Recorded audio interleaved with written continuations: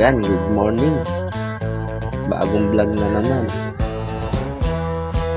Magluluto nga naman tayo na tanghalian na pangmalakasan. Yung tinatawag ba sa amin na kapungan sa aming mga Ilocano. Paypay lang ng paypay. Hanggang bumaga, namoy ko pa yung damit ko dyan, ang bango.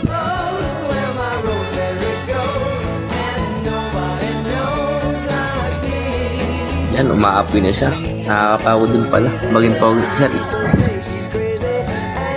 At ayan na nga, iihaw ko ng ating baboy. Karap ko ng ating video kasi sobrang haba niyan. Baka buutin pa tayo ng maga.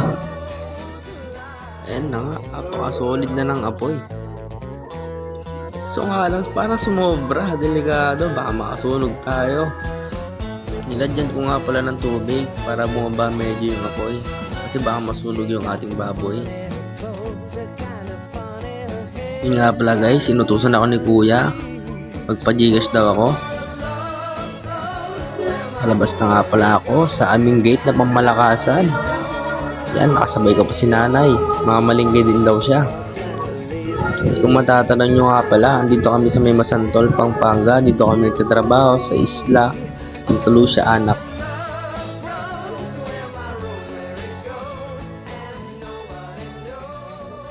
Ayan, papasok na naman tayo sa kabilang portal na iskinita palabas ng kalsada.